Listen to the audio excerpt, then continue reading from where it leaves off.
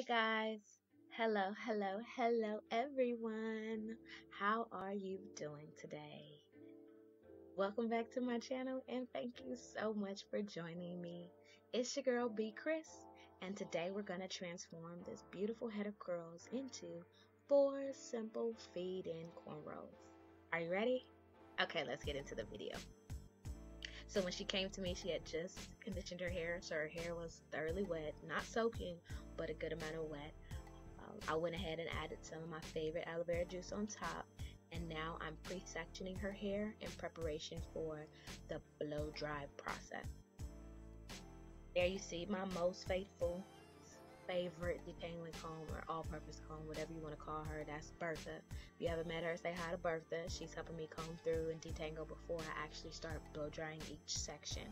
The blow dry I'm using, the details will be in the description box below, but you can see that it has a comb attachment.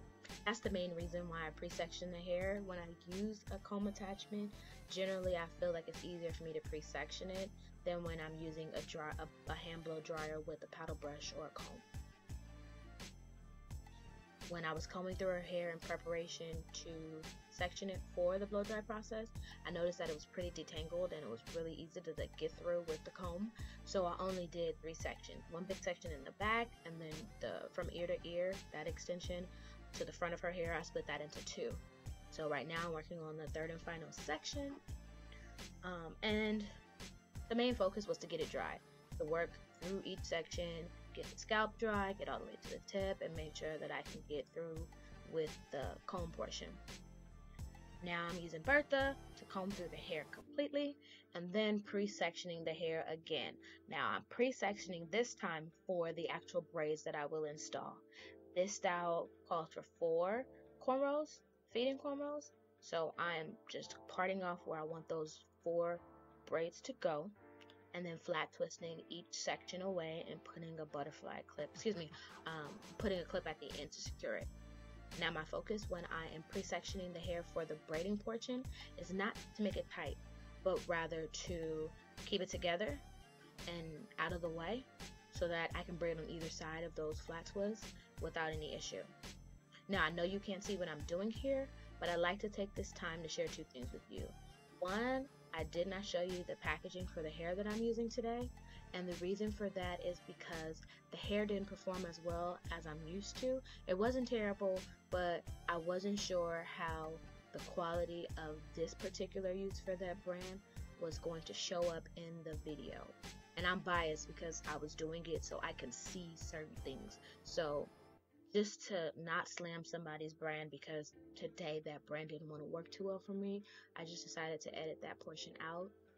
But I will tell you that it is pre-stretched hair, 2 separate colors that came in two different packs, individually wrapped, of course. So the main color, or the brighter color that you can definitely see, is the burgundy, and the other color is a 1B. Both packages, same brand, same length, both pre-stretched. Just one was burgundy and the other was 1B. The second thing I like to share with you is that I noticed while editing that you cannot see all the products that I'm using because that table is behind my client. So I apologize for that. What I will do is, in addition to letting you know what tools and products I use in the description box, I will also put in there what I'm using the product for.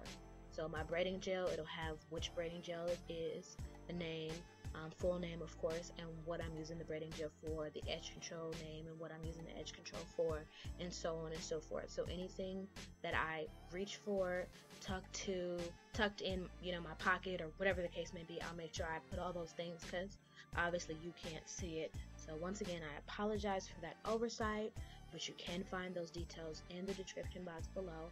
And if it's not clear, you feel like I missed something, or it wasn't detailed enough, or you might find an error in how I labeled it or what have you, please just leave me a comment and let me know your questions, your comments, something you want me to clarify. I'd be happy to get that information to you, okay? So the general process I use when doing simple feed-in cornrows are, if I pre-section it because it's simple like this, just 4, I'll just take out the clip, undo the flat twist, apply my braiding gel or whatever product I'm going to use for that style, for that client, rub the product in, comb the product in, then go over my part to clean it up, and then I start the feed-in process. I do not always use edge control. It all depends on how a client's hair responds to the different products that I have, the integrity of the hair, the approach, the way I plan to approach the braid or the style. So sometimes I'll use the edge control and sometimes I won't. So this is the third braid. So braid number 3 out of 4 total. You will actually be able to see what I'm doing. So I took down the flat, took out the clip, took out the flat twist, and then I started to apply the product. I did not do a flat twist on this 4th and final braid, and now you see why I should have, and I see why I should have, because it wasn't secure. So I took a rubber band and rubber band that away. So the product has already been applied, so I use my comb to comb the product in, and then I use the rat tail, clean the part up. And I do that from the hairline all the way to the nape of the neck. Just a side note, even if I look at the part and the part looks pretty good, I will still do this process, because worst case scenario, when I go to clean up the part, if it's already as clean as it's going to be, I don't have any hair that I need to move or clip away. Then I added my edge control to the end of her braid, to the hairline for that braid, and combed it through and put out the little piece that I want to start the braid with. So when I'm adding hair for feed-in, or when I start the braid for feed-in cornrows, the number of turns I do before I add any extension hair varies. It can be 2 turns or it could be up to 10. I believe for this client, to get the desired natural building effect, I did anywhere between 6 turns to 8 turns. I think on this braid I did 6. So the goal for the look of this braid was to try to get it as natural as possible at the top, but then gradually build and then dramatically build, so that by the time the braids reach the nape of the neck, the braids on either side were virtually touching. That was the look I was going for. And so in order to achieve that effect, I had to gradually increase the amount of feed-in hair I was adding to the braid, if that makes sense. For this client, for at least the first half of the feed-in process, I would do 2 turns and add hair, 2 turns and then add hair. So every time I would add hair, I would add more hair than the time before.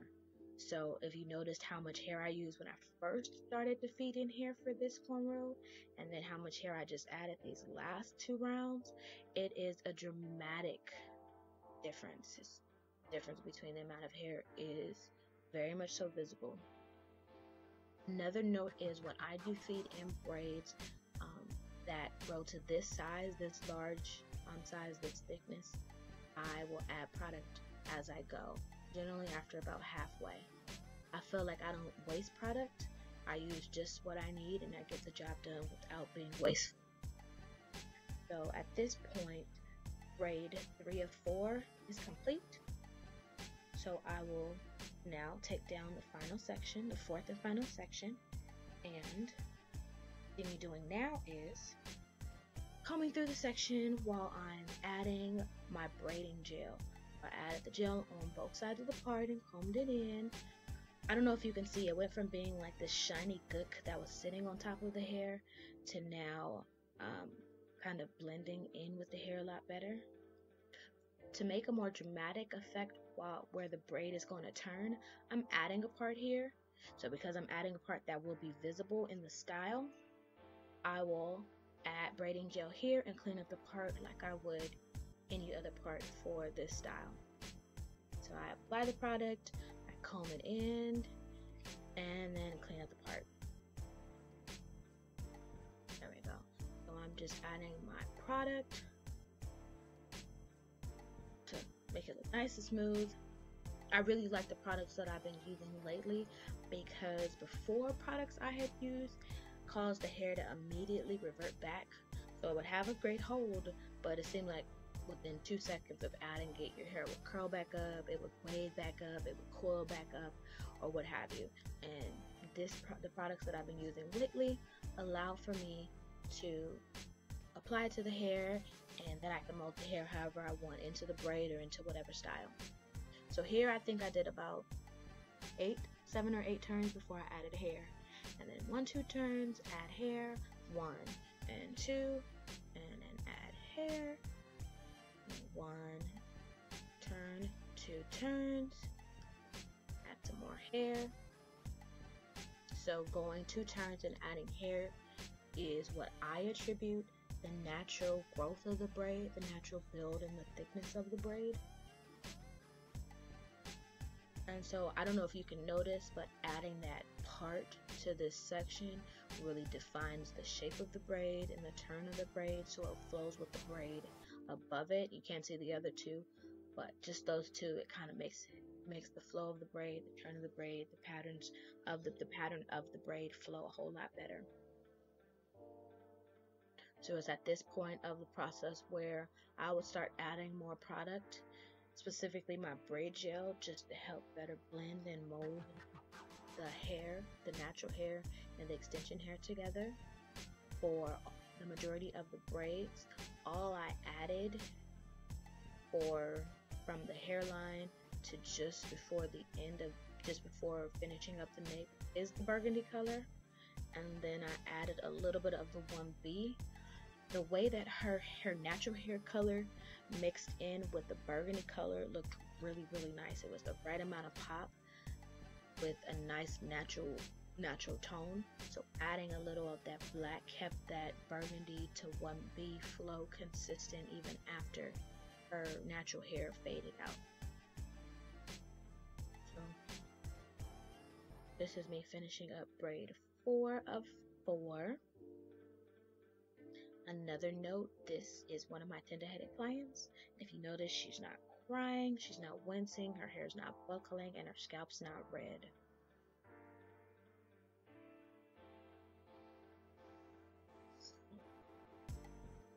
Almost down to the end of the braid, and we are done. So in preparation of dipping her hair, I'm adding my setting lotion mousse. I start at the hairline, work my way down, and then drag the product just past where I believe their hair ends, and I spray it with the Got To Be Blast spray and tie it down with my black strips before I dip it. So I like to be mindful where my client's hair stops, because hot water can damage people's hair as well as have it revert. So these are pictures of the finished product, and some of these you can see just how natural the build is, how great that burgundy pops on her with her natural hair, and how dramatic growth of the braid, how small it starts and how large it ends. Thank you guys for hanging with me to the end of the video. Please subscribe and hit that notification bell so you don't miss out, and leave me a comment, let me know what you think, okay? Thank you so much. Bye.